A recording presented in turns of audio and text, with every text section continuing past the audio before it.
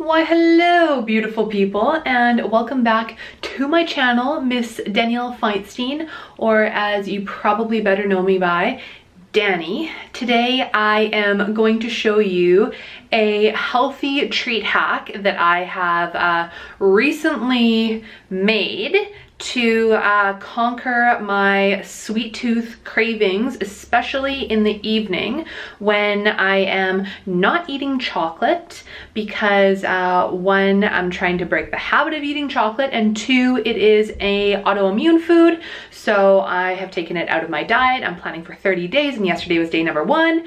So yeah, this is a healthy treat that is AIP, and it can also be low FODMAP if you make it in small enough portions, and I will explain that later. So follow me along and I will show you how to make this delicious pumpkin-y treat. So here is all that you need to make these. It looks like a lot, but it's not that bad. So ingredient wise, you need some gelatin. I use Vital Proteins beef gelatin, unflavored. Here is 2 teaspoons of cinnamon in here, organic cinnamon. You've got some coconut oil. You're gonna need a third or 3/4 of a cup. We need some molasses. It's gonna be a tablespoon to a tablespoon and a half.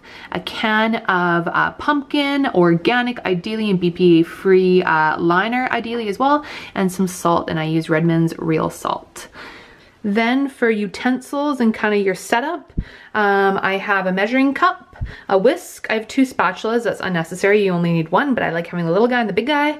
A tablespoon measure, a spoon to scoop out the coconut, a measuring cup that has a pouring spout so that you can pour it into the dishes.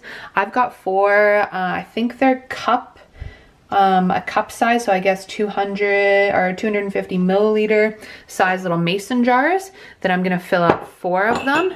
To make this low FODMAP, you're gonna have to make at least 6 to 7 servings, so you'll need more cups and smaller ones, and then you need a pot.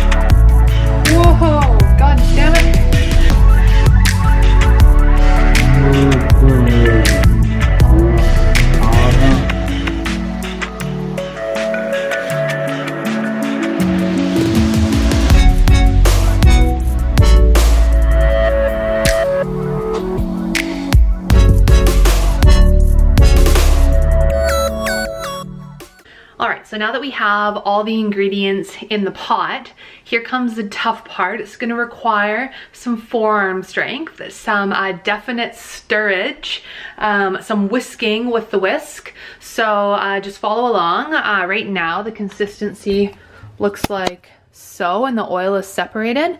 Once you put in the gelatin, it's not going to combine, but if you stir it hard enough, it will definitely combine. It just takes time. So watch along. I'll probably speed up the video, but I'll kind of list out how long it takes me to stir in all that oil.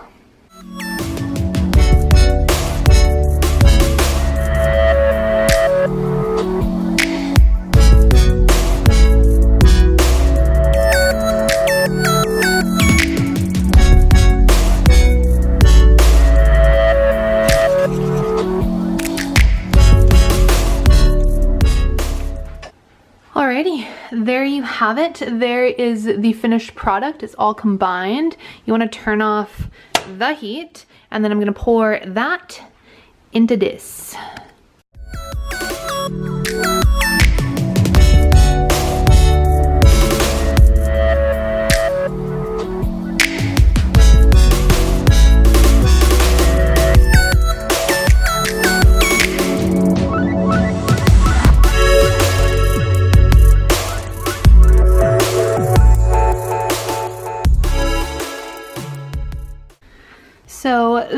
have it. There are the 4 little desserts that are going to feed my boyfriend and I for the next probably 2 nights, because 1 a night for the next 2 nights equals 4 for the 2 of us.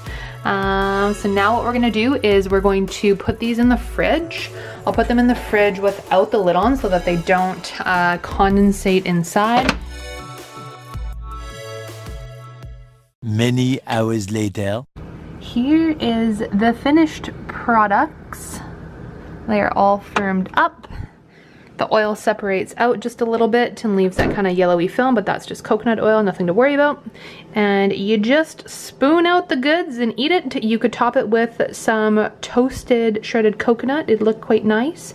Or maybe some coconut yogurt or something. Or you could just eat it as is. That's what I'll probably do because it's the easiest.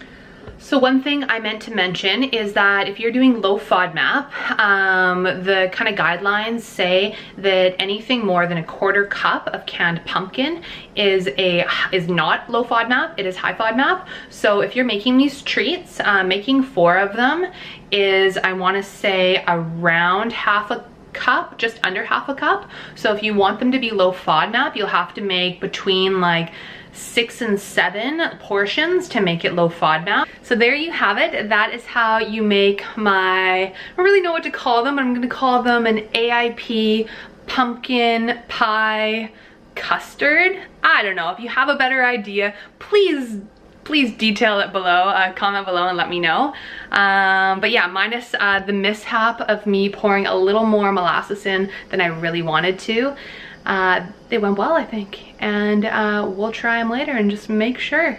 And just to note, I put on a dark shirt because if you hadn't noticed in the video, the mixture tends to like blip, like bubble up, and it shoots oil around. It can if it's blipping too much, and I really didn't want to ruin my shirt, so I put on something dark that I don't really care if I get oil on it. So pro tip, when you're cooking something that's oily, put on a shirt that you don't give a fuck about, because you don't want to wreck it. And I've wrecked a lot of shirts, and so has my boyfriend.